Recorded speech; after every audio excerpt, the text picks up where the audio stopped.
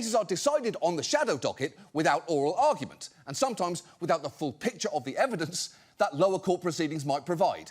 Take the case of Nome versus Vasquez-Perdomo. It involved immigration raids in LA, where federal officials conceded they were using race and ethnicity as a factor in deciding who to stop, which is, this is true, racial profiling.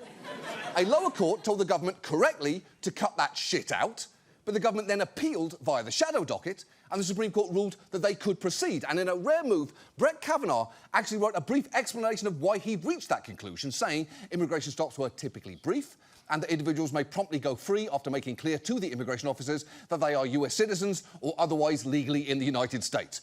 But that is bullshit for a bunch of reasons. First, the notion that any interaction with law enforcement is typically brief is something only a white guy named Brett would confidently assert. But also, that's not even what the details of the case he was ruling on showed.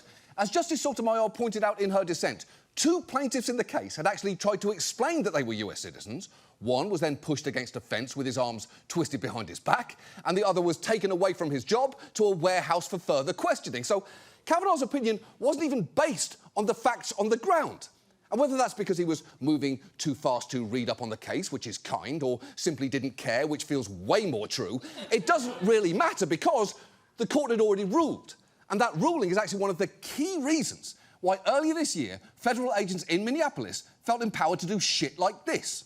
American citizens are getting stopped and questioned, including a woman walking down the street. Ma'am, and it's not where were you acceptable. born? It doesn't matter where I was born. I belong here. I am U.S. citizen.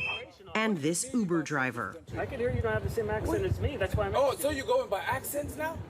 People have been stopped for simply appearing to be Somali or appearing to be Latino or appearing to be foreign. And it's concerning because we also know we're not getting these stories from Irish folks and Norwegian folks here. Yeah, I bet you're not. And look, I'm not saying they should have done it, but it would have at least been a change of pace if the feds in Minneapolis had done some throwback anti-European racism too. You know, signs in diner windows saying things like "no spaghetti eaters" and water fountains reading "Swedes only," just to balance things out a bit.